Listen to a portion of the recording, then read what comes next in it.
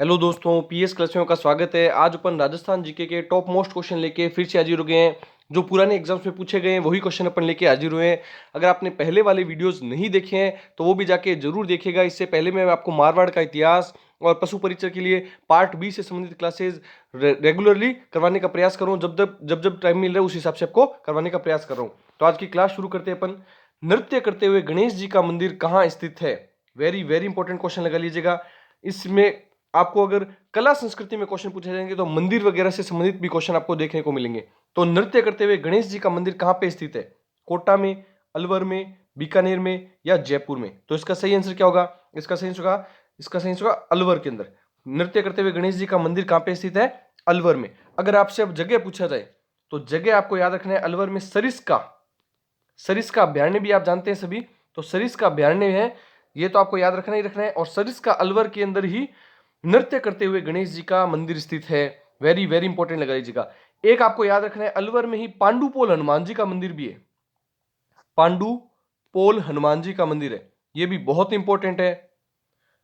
पांडुपोल हनुमान जी का मंदिर स्थित है, यह भी आपको याद रखना है। पांडुपोल हनुमान जी के पीछे भी एक कहानी है, वो किसी और टॉपिक में या फिर कभी और क्लास में डिस्कस करेंगे। तो नृत्य करते हुए गणेश जी का मंदिर सरिस्का अलवर में, और पांडुपोल हनुमान जी का मंदिर भी यहीं पर स्थित है, अलवर के अंदर स्थित है। अब एक्स्ट्रा फैक्ट और देखते हैं।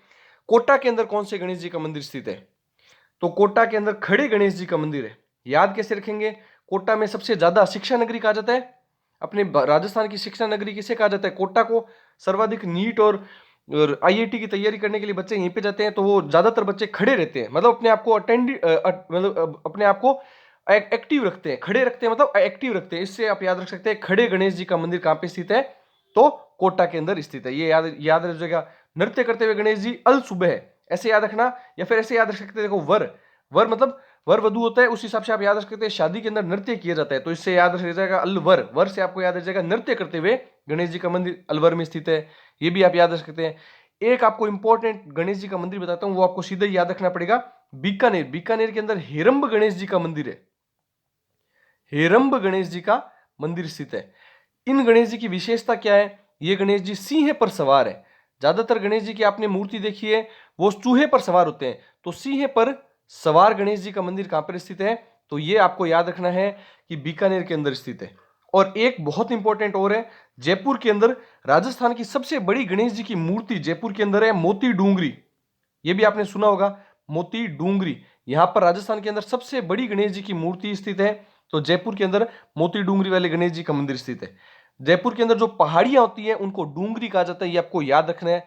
मोती डूंगरी जैसे नाम में दिख रहा है अपने को, तो मोती डूंगरी गणेश जी का मंदिर जयपुर में। बीकानेर में हिरंब गणेश जी जो सिंह पर सवार है, ये कई बार पूछा जा चुका है। उसके अलावा अलवर, वर से आपको याद रखना है नृत्य करना है, तो नृत्य करते हुए गणेश जी। और कोटा, कोटा में जो ज्यादातर बच्चे एक्टिव रहते हैं, खड़े रहते हैं, तो खड़े गणेश जी का मंदिर कोटा में। तो आई होप जो भी मैंने सारे गणेश जी के मंदिर आपको याद करवाए हैं आपको याद हुए होंगे। और एक आपको और बता देता हूं, एक और है बाजना गणेश जी। एक है बाजना गणेश जी। बाजना गणेश जी का मंदिर राजस्थान में ही है वो भी। इनका मंदिर स्थित है सिरोही में। इनका मंदिर कहां पे स्थित है? सिरोही के अंदर बाजना गणेश जी का मंदिर स्थित है। नेक्स्ट क्वेश्चन देखते हैं। महाराणा प्रताप की छतरी कहां स्थित है? वेरी वेरी इंपॉर्टेंट लगा लीजिएगा, बहुत बार आ चुका है ये क्वेश्चन। महाराणा प्रताप की छतरी कहां पर स्थित है? हल्दी घाटी में, बांडोली में, बलेचा में या मोती मगरी में? तो इसका सही आंसर बताइए। तो इसका सही आंसर होगा बांडोली, उदयपुर के अंदर। बांडोली जगह कहां पे पड़ती है? उदयपुर। तो बांडोली उदयपुर के अंदर महाराणा प्रताप की छतरी स्थित है। कितने खंभों की स्थित है यह भी पूछा जाता है। तो महाराणा प्रताप की 8 खंभों की छतरी स्थित है। कितने? 8 खंभों की छतरी स्थित है, ये आपको याद रखना है। वेरी वेरी इंपॉर्टेंट है, स्टार लगा लीजिएगा। अब एक्स्ट्रा फैक्ट देखते हैं। अब देखिएगा, महाराणा प्रताप का स्मारक, महाराणा प्रताप का स्मारक कहां पर स्थित है? तो ये याद रखिएगा, महाराणा प्रताप, देखिए मैं सीधा लिख देता हूं महाराणा प्रताप, सीधा लिख रहा हूं मैं स्मारक। आपको याद रखना है महाराणा प्रताप का स्मारक कहां पर है? मोती मगरी में। मोती मगरी पहाड़ी का नाम है, ये आपको याद रखना है। मोती मगरी उदयपुर में जगह पड़ती है, मोती मगरी पहाड़ी है, उस जगह पर फतेह सागर झील है। उस झील के पास में फतेह सागर झील है। इस झील के पास में महाराणा प्रताप का स्मारक बना हुआ है मोती मगरी पहाड़ी के ऊपर, ये आपको याद रखना है। एक आपको याद रखना है महाराणा प्रताप का संग्रहालय, महाराणा प्रताप का संग्रहालय, म्यूजियम जिसको बोलते हैं, संग्रहालय कहां पे बना हुआ है? तो ये आपको याद रखना है हल्दी घाटी में। हल्दी घाटी जगह कहां पे पड़ती है? राजसमंद में। ये देखिएगा, ये भी याद रखिएगा, राजसमंद में, राजसमंद जिले के अंदर हल्दी घाटी जगह पड़ती है और उदयपुर में नहीं पड़ती है, ये आपको याद रखना है। हल्दी घाटी जगह राजसमंद में पड़ती है। संग्रहालय कहां पे स्थित है? हल्दी घाटी, राजसमंद में। और इसी जगह पे चेतक का स्मारक बना हुआ है। हल्दी घाटी में चेतक की समाधि स्थल है और यहाँ पे इसी का स्मारक बना रखा है, स्मारक बना रखा है चेतक का। ये भी आपको याद रखना है, बहुत इंपॉर्टेंट है। और महाराणा प्रताप की छतरी बांडोली उदयपुर के अंदर स्थित है और 8 खंभों की है। कितने खंभों की है? 8 खंभों की है। ये सारे फैक्ट बहुत ज्यादा इंपॉर्टेंट है, अच्छे से नोट करते हुए चलिएगा। नेक्स्ट क्वेश्चन देखते हैं। पर्यटन को उद्योग का दर्जा किस समिति की सिफारिश पर दिया गया? यह भी इंपॉर्टेंट क्वेश्चन है। क्यों? क्योंकि पहले पर्यटन को उद्योग के रूप में स्वीकार नहीं किया गया था, बाद में इसको उद्योग माना गया, सरकार के द्वारा इसे उद्योग का दर्जा दिया गया। तो कौन सी समिति थी? ऐसे क्वेश्चन बहुत बार आते हैं, समितियों से संबंधित क्वेश्चन भी काफी देखने को मिलते हैं। तो इसका सही से बताइए, परमेश चंद समिति, चोपड़ा समिति, मंडल समिति या मोहम्मद यूनुस समिति? तो इसका सही आंसर होगा मोहम्मद यूनुस समिति की सिफारिश पर 1989 के अंदर इसे पर्यटन को उद्योग का दर्जा दिया गया। बहुत इंपॉर्टेंट क्वेश्चन है, मोहम्मद यूनुस समिति की सिफारिश पर यह किया गया। अब एक्स्ट्रा फैक्ट देखते हैं, परमेश चंद समिति कौन सी है? परमेश चंद समिति की सिफारिश पर प्रतापगढ़ जिला बना था, 33वां जिला था प्रतापगढ़। तो परमेश चंद समिति की सिफारिश पर चोपड़ा आयोग है, एक आपको याद रखना है, चोपड़ा आयोग राजस्थान में गठित हुआ था, राजस्थान में ही गठित हुआ था ये चोपड़ा आयोग। किस लिए हुआ था? ये जोधपुर के अंदर 2008 के अंदर नवरात्रा के समय भगदड़ मच गई थी, उसमें 216 से ज्यादा व्यक्ति, 216 के आसपास व्यक्ति मर चुके थे, घायल हो चुके थे, मरे भी थे काफी संख्या में। तो उस दौरान चोपड़ा आयोग गठित हुआ था उसकी जांच के लिए। और मोहम्मद यूनुस समिति अभी अपन डिस्कस कर चुके हैं, पर्यटन को उद्योग का दर्जा दिलाने के लिए इस समिति ने सिफारिश की थी। वेरी वेरी इंपॉर्टेंट क्वेश्चन है ये। नेक्स्ट क्वेश्चन देखिएगा, बनी ठनी का चित्रण किसने किया? स्टार लगा लीजिए, ये क्वेश्चन बहुत ज्यादा इंपॉर्टेंट है। ये क्वेश्चन बहुत बार पूछा जा चुका है और बहुत ज्यादा इंपॉर्टेंट है, तो इसको स्टार लगा लीजिएगा, बहुत इंपॉर्टेंट क्वेश्चन है ये। तो बनी ठनी का चित्रण किसने किया? अली रजा, निहाल चंद मोरध्वज, रामलाल या साहिबदीन? ये चित्रकारों के नाम है, इसमें से किस चित्रकार ने इनका चित्र बनाया था? तो बनी ठनी सबसे पहले अपन बात करते हैं कौन सी शैली से संबंधित है। तो बनी ठनी किशनगढ़ शैली से है। चित्रकला के अंदर शैलियां होती है अलग अलग स्कूल के अंदर, जैसे इसमें स्कूल्स होती है, अलग अलग स्कूल होती है और उस स्कूल के अंदर अलग अलग शैलियों का निर्माण किया गया। तो आपको ये याद रखना है कि ये कौन सी शैली में आता है, कौन सी स्कूल की शैली में आता है। तो किशनगढ़ शैली में आता है। और स्कूल पूछा जाए तो आपको याद रखना है मारवाड़ स्कूल में आता है।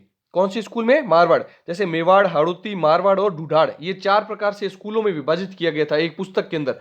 तो किशनगढ़ शैली के अंतर्गत ये आते हैं, ये आपको याद रखना है। तो बनी ठनी का चित्र किशनगढ़ शैली की प्रमुख विशेषता में आता है। अब इसकी मतलब चित्रण किसने किया था? इसका सही आंसर है निहाल चंद मोरध्वज के द्वारा इसका चित्रण किया गया था। स्टार लगा लीजिएगा, ये क्वेश्चन बहुत बार पूछा जा चुका है।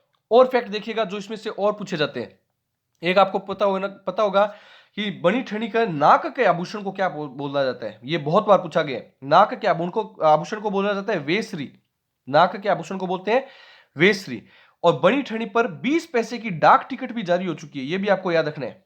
20 पैसे की डाक टिकट जारी हो चुकी है। और बनी ठनी नारी सौंदर्य के लिए विशेष रूप से प्रसिद्ध है, ये आपको याद रखना है। बनी ठनी का चित्रण जो राजस्थान है, तो राजस्थान की इनको मोनालिसा और भारत की मोनालिसा भी इनको कहते हैं। तो भारत की मोनालिसा किसको कहते हैं? जो काफी प्रसिद्ध चित्र है मोनालिसा, इटली का चित्र है। लियोनार्डो दा विंची इटली का चित्रकार था, उनके द्वारा बनाया गया था मोनालिसा पेंटिंग।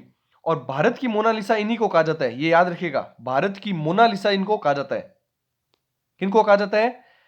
तो आपको याद रखना है बनी ठनी को भारत की मोनालिसा कहा जाता है। और इनके नाक का आभूषण बार बार पूछा जा चुका है, ये वेसरी कहलाता है। और ये किनकी प्रियसी थी, किनकी दासी और किनकी प्रियसी थी? तो ये भी आपको याद रखना है सावंत सिंह। किशनगढ़ शैली के राजा कौन थे? किशनगढ़ के राजा थे सावंत सिंह, उनकी ये प्रियसी थी और दासी भी थी। तो ये आपको ध्यान रखना है, बहुत इंपॉर्टेंट क्वेश्चन है और काफी बार पूछा जा चुका है ये क्वेश्चन। नेक्स्ट क्वेश्चन देखते हैं। एक क्वेश्चन और पूछा जाता है कि बनी ठनी का जो चित्र था उनको प्रकाश में, मतलब उनको फेमस करवाने के लिए प्रकाश में लाने का श्रेय किसे जाता है? यह भी पूछा जाता है। एरिक डिक्सन, नाम याद रखिएगा, एरिक डिक्सन। और साथ में इनके एक थे फैयाज अली, फैयाज अली। इनके द्वारा बनी ठनी का जो चित्र था वो काफी ज्यादा प्रसिद्ध हुआ था और काफी ज्यादा फेमस हुआ था, ये आपको याद रखना है। नेक्स्ट क्वेश्चन देखते हैं, अक्षय शाही सिक्के कहां के हैं? स्टार लगा लीजिएगा, ये क्वेश्चन भी बहुत बार पूछा जा चुका है। अक्षय शाही सिक्के कहां के हैं? राजा था वहां का अक्षय सिंह, उनके शासनकाल में ये चालू हुए थे। तो बताइए अक्षय शाही सिक्के कहां के प्रसिद्ध है? जयपुर, जोधपुर, जैसलमेर या नागौर? इसका सही आंसर होगा जैसलमेर। जैसलमेर के राजा थे अक्षय सिंह, उन्हीं के समय में अक्षय शाही सिक्के प्रसिद्ध हुए थे। एक जयपुर का और बता देता हूं आपको कि जयपुर में भी पूछा था, इसका सही आंसर तो हो गया जैसलमेर। एक जयपुर का पूछा जाता है, जयपुर में झाड़शाही सिक्के प्रसिद्ध है। झाड़शाही सिक्के अगर आपसे पूछा जाए तो आपको लिखना है जयपुर, और जयपुर में झाड़शाही बोली ही बोली जाती है, ये भी आपको याद रखना है।